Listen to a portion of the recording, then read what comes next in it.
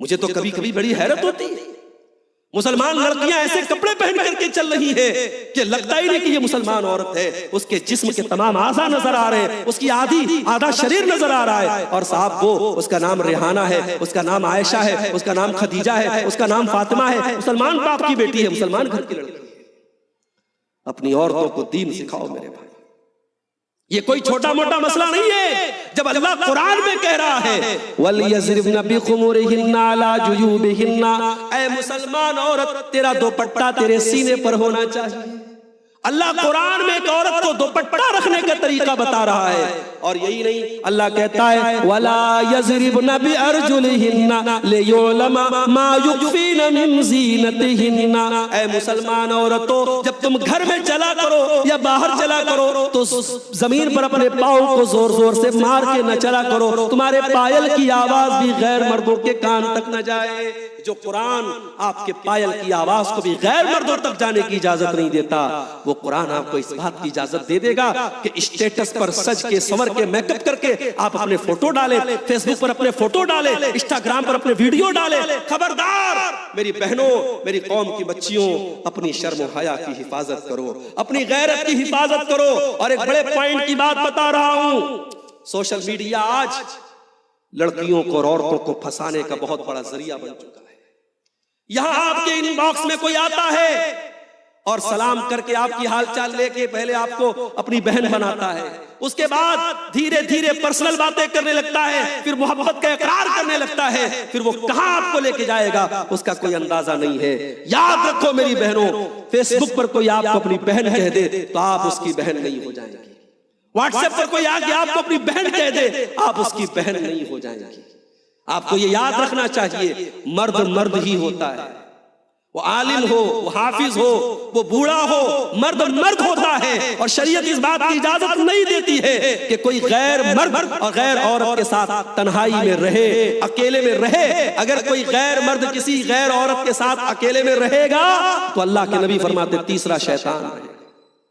جوان لڑکیوں کو ٹیوشن پڑھانے کے لیے آپ جو ہے کسی حافظ جی کو، کسی قاری صاحب کو، کسی مولوی صاحب کو بلاتے، غلط ہے، یہ مناسب نہیں ہے، صحیح نہیں ہے۔ یہ اکیلے کمرے میں بیٹھ کر کے وہ پڑھ رہی ہے، جوان بیٹی ہے، اور حافظ صاحب اور قاری صاحب پڑھا رہے۔ کیوں نہیں آپ نے، جب وہ بچی چھوٹی سی تھی، جب وہ 6 سال کی تھی، 8 سال کی تھی، آپ نے قرآن اس کو کیوں نہیں پڑھایا؟ اور اگر بچی بڑی ہو گئی ہے اور قرآن پڑھنا چاہتی ہے تو کسی عورت ٹیوٹر کا انتظام کرو۔ جوان لڑکی کو کسی مرد سے ٹیوشن پڑھوانا میرے بھائیوں، یہ اپنے بچوں کو اور بچیوں کو زناکاری کے خطرے میں ڈالنے کے برابر ہے۔ اسلام بڑا صاف ستھرا دین ہے، اسلام ہمیں زنا کے قریب بھی جانے سے منع کرتا ہے۔ وَلَا تَقْرَبُوا الزِّنَا إِنَّهُ كَانَ فَاحِشَةً وَسَاءَ سَبِيلًا، زنا کے تمہیں قریب بھی نہیں جانا ہے۔ اور اسی لیے اسلام نے پردے کا حکم دیا ہے، اسلام نے محرم اور غیر محرم کا حکم دیا ہے، اسلام نے ایک عورت کو دوپٹہ رکھنے کا حکم دیا ہے، ایک عورت کو گھر سے پردے میں نکلنے کا حکم دیا ہے۔ اپنے گھر کی عورتوں کی اصلاح کرو میرے بھائی۔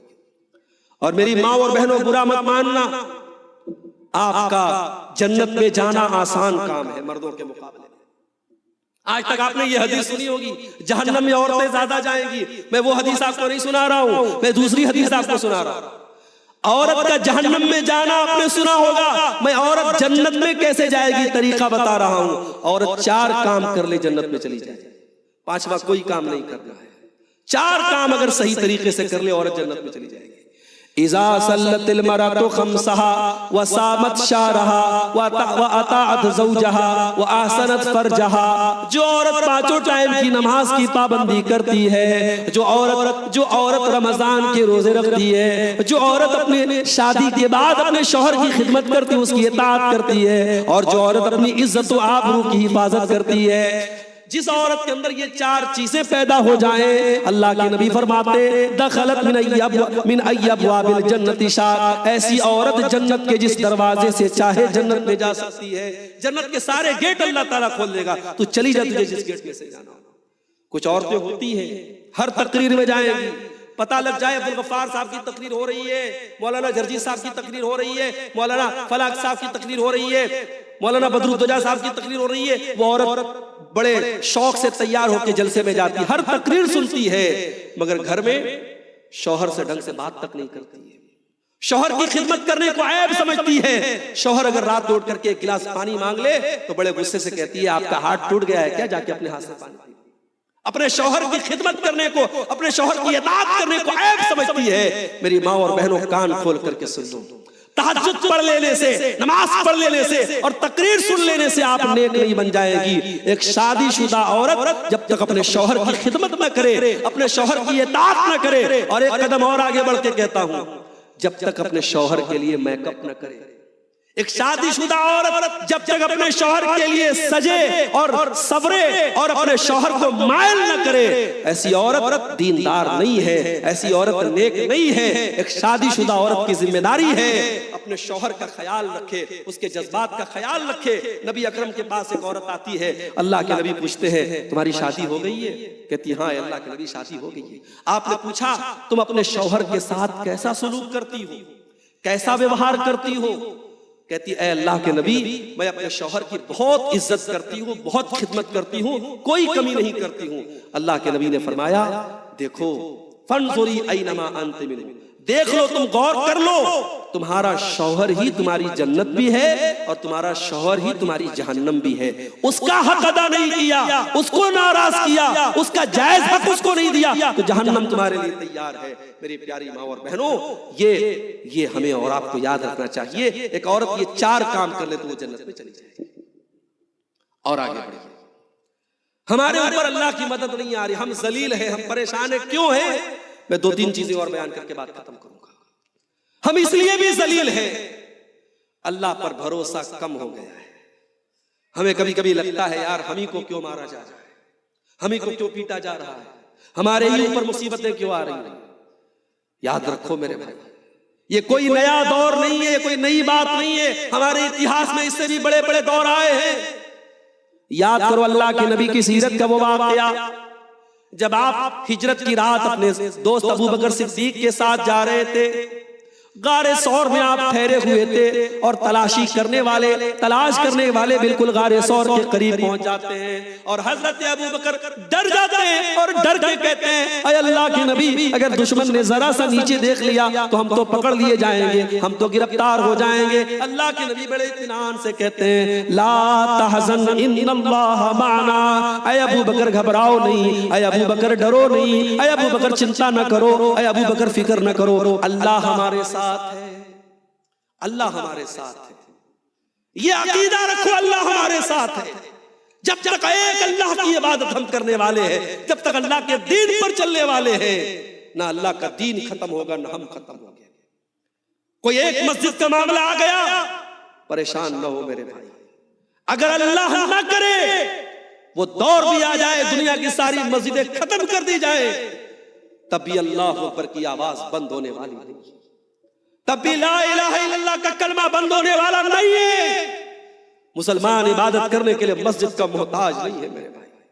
مسلمان تو وہ قوم ہے سمندر میں سفر کر رہا ہے، کشتی میں بیٹھا ہے، جہاز میں بیٹھا ہے، ہوائی جہاز میں بیٹھا ہے، نماز کا ٹائم ہوا جہاں بیٹھا ہے اسی حال میں نماز پڑھنا شروع کرتے.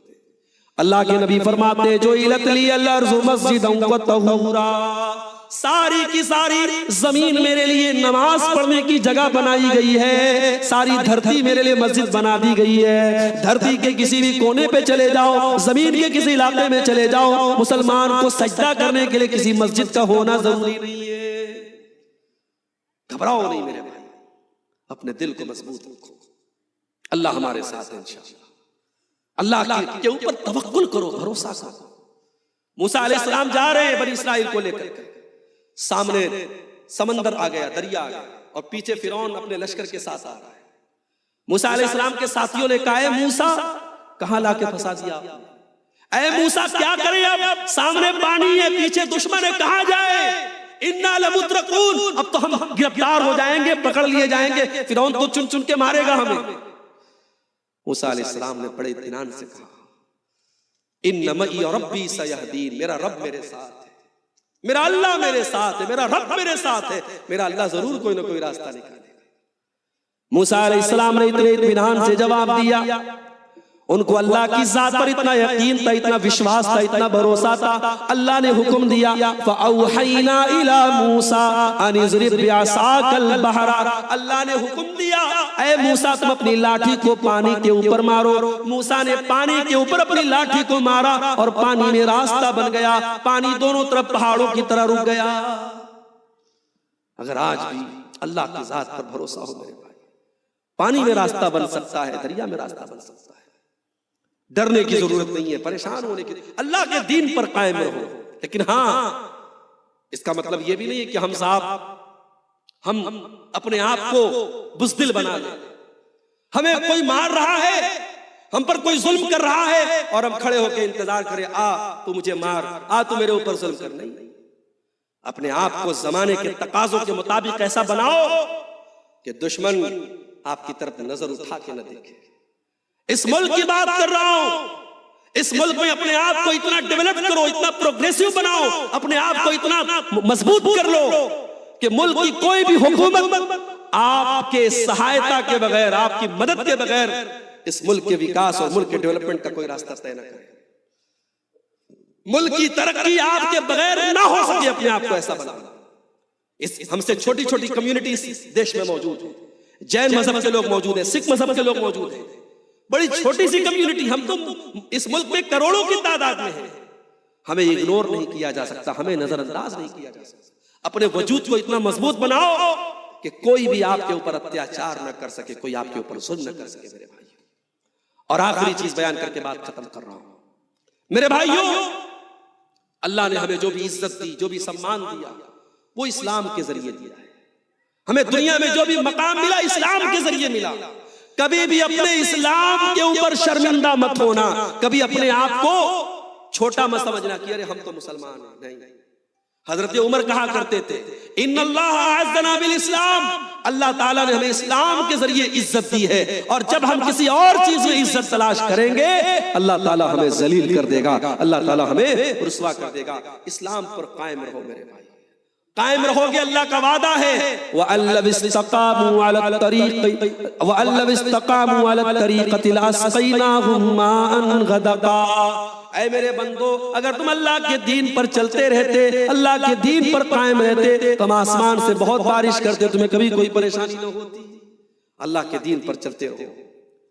اللہ نے اپنے نبی کے صحابہ سے کہا یا ایھا الذین آمنوا ان تنصروا اللہ ینصرکم ویثبت اقدامکم، اے ایمان والو جب تم اللہ کے دین کی مدد کرو گے اللہ تمہاری مدد کرے گا۔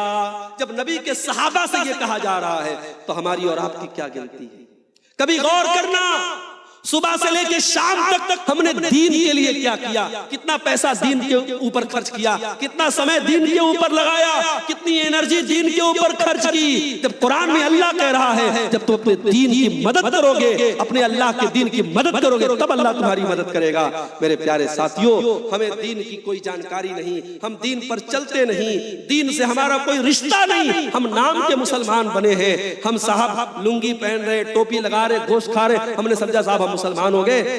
علامہ اقبال نے بڑی سچی بات کہی تھی، چمی گویم مسلمانم بلرزم، جب میں کہتا ہوں کہ میں مسلمان ہوں تو میں کانپ جاتا ہوں، جب میں کہتا ہوں کہ میں مسلمان ہوں تو میں کانپ جاتا ہوں کہ دانم مشکلات لا الہ را، مجھے پتا ہے یہ کلمہ آسان نہیں ہے، اس کلمے کو پڑھنے کے بعد مصیبتیں تو آئیں گی، دشواریاں تو آئیں گی، میں جانتا ہوں اس لیے میں کانپ جاتا ہوں۔ میرے بھائی اپنے دین کی رسپانسبلٹی کو سمجھو، اپنے مذہب کی ذمہ داری کو سمجھو۔ اس ملک میں آنے والا دور انشاءاللہ آپ کے لیے بہترین دور ہے، شرط یہ ہے ہم اپنی ذمہ داریوں کو سمجھیں۔ آج دوسری قومیں آپ دیکھیں، اس دنیا میں کئی مثالیں ہمارے سامنے موجود ہے۔